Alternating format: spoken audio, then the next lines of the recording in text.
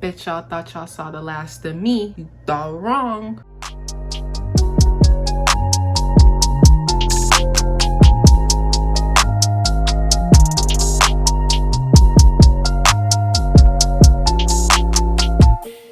To start off this video, I want to say happy mother freaking new year to all you baddies out there. It's 2021. What's 9 plus 10? You stupid. They're not. What's 9 plus 10? 21. You stupid. But yeah, happy new year. May this year bring you more love, more blessings, more peace, and more money. We doing what we want to do. We doing what we gotta do. So yeah, all my sissies, all my baddies, all my boos, I want y'all to do what you gotta do. Do what you want to do in 2021. We about to really come up this year, and that's on everything.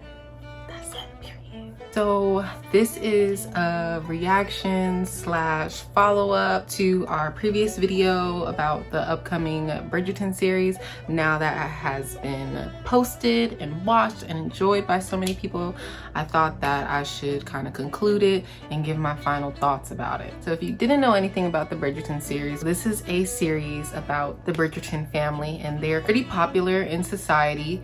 This is about their firstborn daughter, Daphne, and her time in the social season to find a man. And the social season is like summer. So she has one summer to find a husband that will, you know, support her and put her and her family in good enough graces that, you know, her siblings will be able to marry well and, you know, have a good reputation. This is also starring the Duke of Hastings, Simon Hastings. He is a duke. He is recently orphaned because his estranged father has recently passed and passed down the title of the Duke of Hastings. So he has these feelings about being the duke. He is resigned from getting married, having kids. He doesn't want any of that because he didn't have the best upbringing and childhood. So he basically wants to save his children the pain and the heartache of being let down by their parent because he doesn't have any faith that his sons or daughters or progeny will, you know, grow up the best. He doesn't have faith in them, and he doesn't have faith in himself. It's their love story. It's a romance TV show. It's a romance historical drama slash comedy. You know, I gave this show a solid 9 out of 10. It wasn't a 10 out of 10 because just some little pieces and me being picky. I really like the imagery. I really like the costumes. I love the setting. I love the writing. The writing was really good. I love that it was literally like 50% people of color and 50% white people, and I love the directing of it. You could really tell that this show had a lot of money put into it and thought put into it, and choreography and lighting and all that. You can really tell. Yeah, so I gave this show a solid 9 out of 10. I thought it was really, really good. So I came up with a few questions slash topics to talk about. It's only 6 questions, so you don't have to be too overwhelmed. The first question I have is the fave character, and this is gonna be like main characters, so like Daphne, Simon, the brother. Yeah, so out of them, I'm gonna have to say Simon because he was so fine. He was so fine, y'all. Hun was looking good.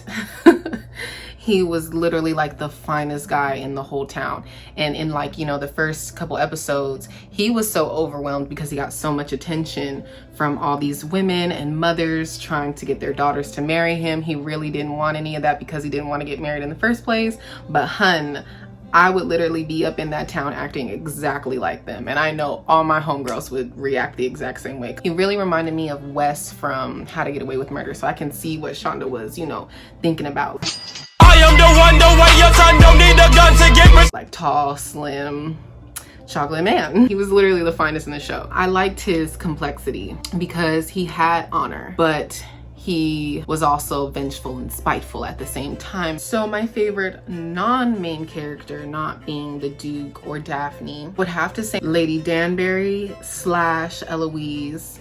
Lady Danbury, because she taught the Duke to become what he is, and I love that entire monologue that she had when she found the Duke as a little kid. And so the fact that Lady Danbury took all that and gave it to the Duke so he could be successful, so he could be, you know, not necessarily, well, yeah, feared. Eloise was also my favorite because, you know, she was different. She had that, and you could see the duality between Daphne and Eloise. They were literally completely different, but kind of on the same thing, because Daphne wanted to bring honor to her family, but she also did want to become a wife and a mother, which Eloise did not. Eloise did not see the glamour in being just a wife, just a mother. She wanted to be more than that and prove to everyone around her that she could be more than that, which, I mean, it means a lot when you think about it. Like, sometimes, like, especially back in the day, women were expected to be a wife, be a mother, cook, clean, bear children, and not every woman gets to do that or even wants to do that. But that doesn't mean they're not a woman. That doesn't mean that they could or couldn't if they wanted to. And I liked Eloise. She had these aspirations that were so different from all the other women in her time. Even her homegirl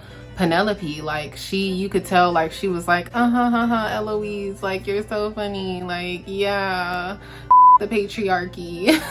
But you could tell, like, she was still, you know, we could see that she's in love with Eloise's brother too, so she still wanted to be a wife. She still wanted to be someone's wife, at least. And Eloise kind of still stuck with her guns and was like, yeah, I don't want to be in society, and I'm gonna do my best to not be in society because I hate it and I don't want it. And, you know, you gotta respect a girl like that. Okay, so my next question slash topic was favorite episode slash fave moment.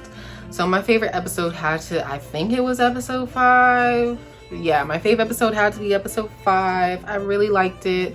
I liked the angst on the wedding day. I liked everything going up to it. I liked when Daphne had to make the decision of, am I gonna allow this man that I care so deeply enough for to die, or am I gonna be okay with loving him and him not necessarily loving me?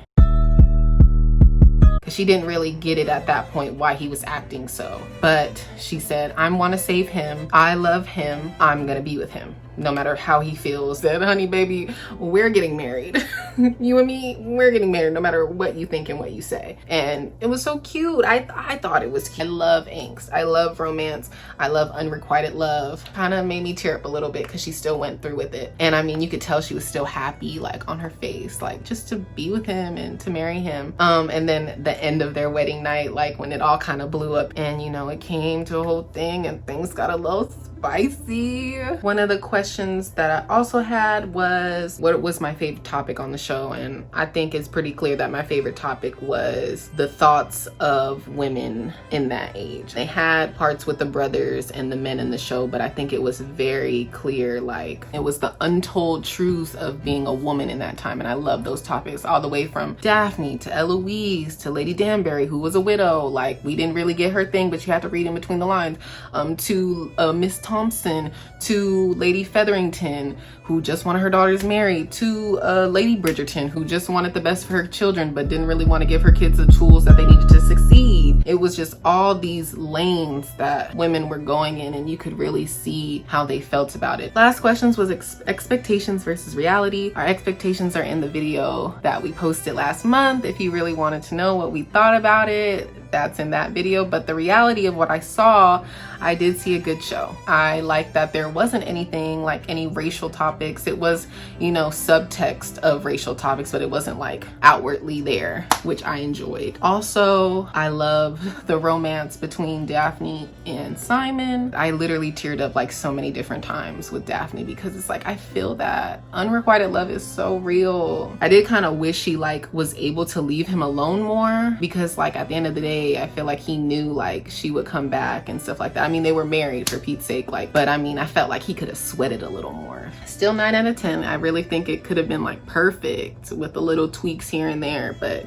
other than that, I really thought it was a really good show that I think anybody out there would enjoy, even if you don't like romance, even if you don't like historical dramas. It was still like modern enough to not just be a historical drama. If yes, there wasn't a phone in sight, but it was still gossip, it was still drama, it was still love, it was still comedic moments, it was still like, everything was visually appealing, so why not give it a try? So that was my thoughts on Netflix's new show, The Bridgertons. I really can't wait till the next season. We're probably not gonna get it till the end of 2021 or 2022, which is insane to even say. I read the synopsis for the next book, which is gonna be about their brother Anthony. Y'all gonna have to read that synopsis on your own because it's still gonna be a mess. What Shonda gonna do is make this show a mess. Like, you need the drama, hun. Every episode. They were an hour-long episodes. I finished that whole season in literally a day. That's crazy. But all right, y'all. That was me. That was my opinion. And yeah, deuces, y'all. See y'all next time.